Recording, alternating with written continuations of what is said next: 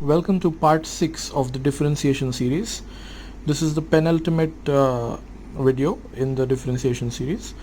Today we are going to see how to derivate parametric functions. So let's understand what parametric functions are in the first place.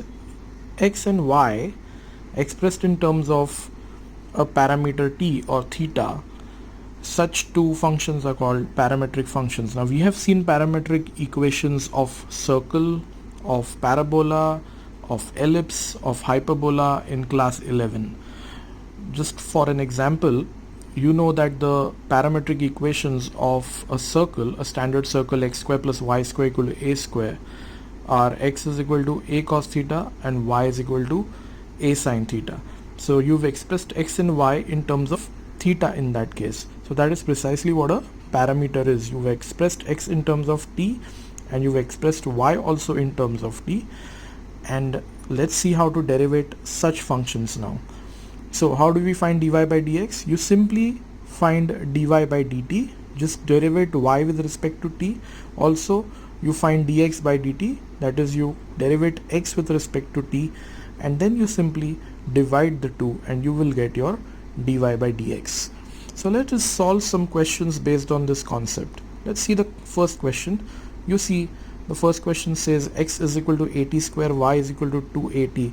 Remember, these two parametric equations are of a parabola y square equal to 4ax.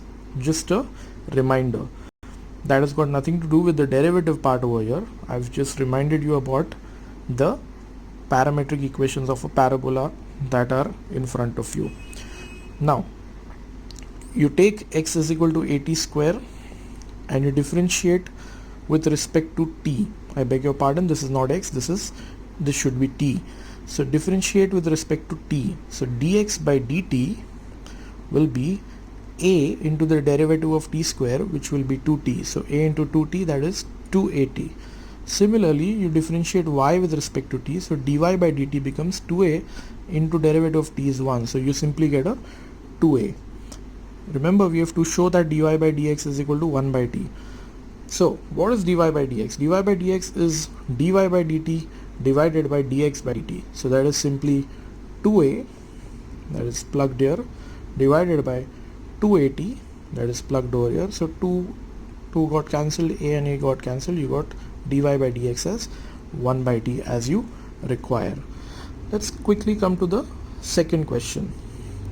X is equal to 3 sin theta minus 2 sin cube theta, y is equal to 3 cos theta minus 2 cos cube theta.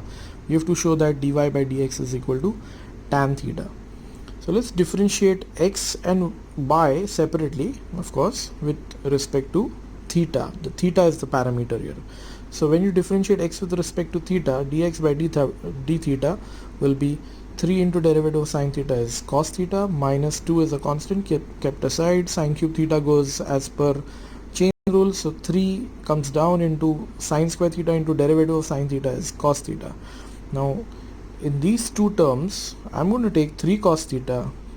You see 3 cos theta here as well. We take that common. So you're left with 1 in the first part minus 2 into sine square theta. Now what is 1 minus 2 sine square theta? Yes, that is cos 2 theta. So dx by d theta would be 3 cos theta into cos 2 theta. We leave that. Now we'll derivate y with respect to theta. So you take the derivative of y with respect to theta, which is dy by d theta, equal to derivative of 3 cos theta is minus 3 sin theta, minus 2 is kept aside, into derivative of cos cube theta will be 3 cos square theta into derivative of cos theta is minus sin theta. Again, in these two terms, I'm going to take 3 sin theta. You see this 3 into sin theta common. You're left with this minus 1, and then you're also left with the minus plus 2 cos square theta. Basically you are left with the 2 cos square theta minus 1 in the bracket, which is nothing but again a cos 2 theta formula as per trigo. So you're left with dy by d theta as 3 sin theta into cos 2 theta. Now what do? We have dx by d theta, we have dy by d theta. We will get dy by dx as dy by d theta upon dx by d theta. We plug the values. Dy by d theta is 3 sin theta into cos 2 theta. dx by d theta is 3 cos theta into cos 2 theta. 3 got cancelled, cos 2 theta got cancelled, sin theta upon cos theta is tan theta. That is what your dy by dx is as required. Come to question number 3. You have x is equal to sine square theta, you have y equal to tan theta. We have to find dy by dx at theta equal to pi by 4. Now what this is, we'll deal with this later. Let's first get dy by dx.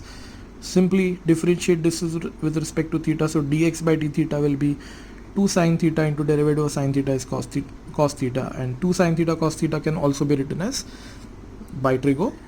You can write it as sine 2 theta. Also dy by d theta is the derivative of tan theta, which is sec square theta.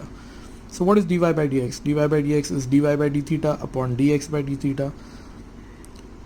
So you simply substitute sec square theta upon sine 2 theta as your answer.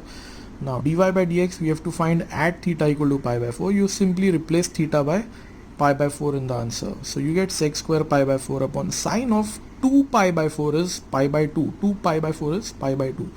And now we just refer to your trigo table of values. So sine pi by 2 you know is 1.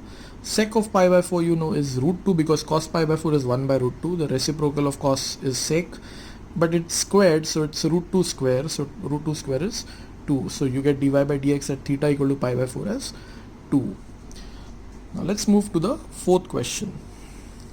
We have to derivate log of sec x plus tan x with respect to sec x. Now let us assume the first part to be u. So u is log of sec x plus tan x, and let us assume this part as v.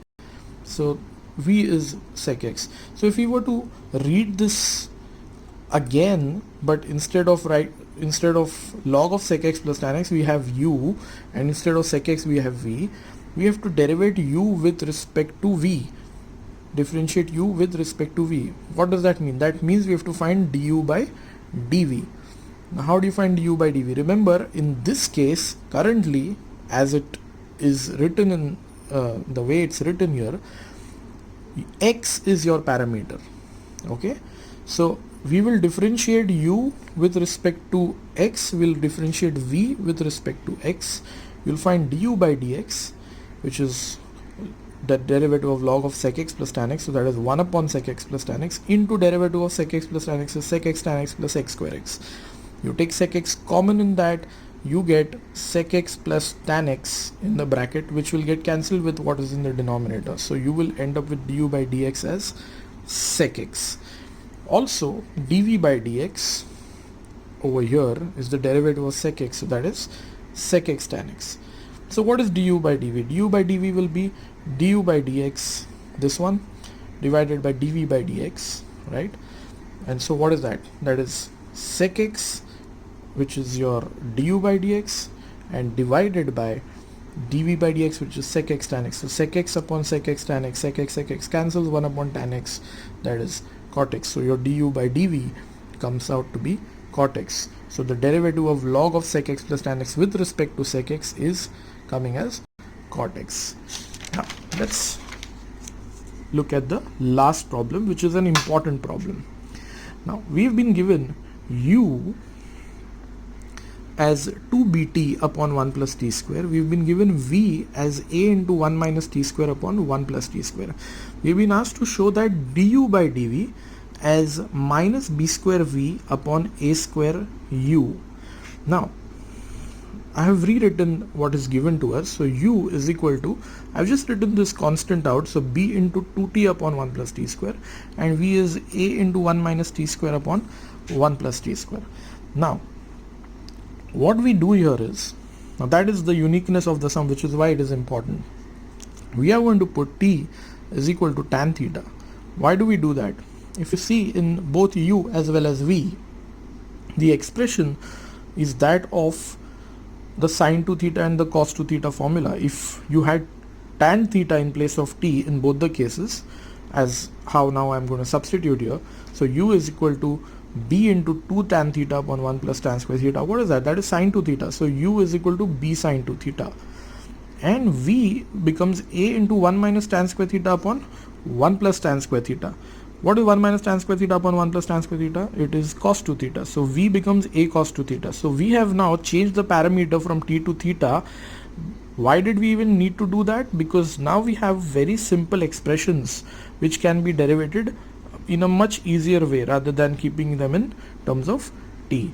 So I have called u is equal to b sin 2 theta as 1 and v is equal to a cos 2 theta as 2. So we are going to differentiate u with respect to theta, we are going to differentiate v with respect to theta, then we'll divide them. So du by d theta is b into derivative of sin 2 theta is cos 2 theta, but into derivative of 2 theta is 2. dv by d theta is a into derivative of cos 2 theta is minus sin 2 theta, so I've put the minus sign here, into derivative of 2 theta is 2. Now we simply have to find du by dv. So du by dv will be du by d theta upon dv by d theta. So that would be 2b cos 2 theta, which is du by d theta, and divided by minus 2a sin 2 theta. So we cancel these two, the two 2's in the numerator and denominator, but we do not write cos 2 theta upon sin 2 theta as cot 2 theta. We leave them as they are.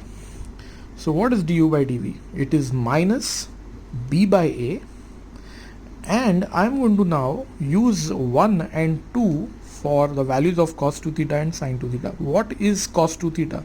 If you see carefully, cos 2 theta is v upon a.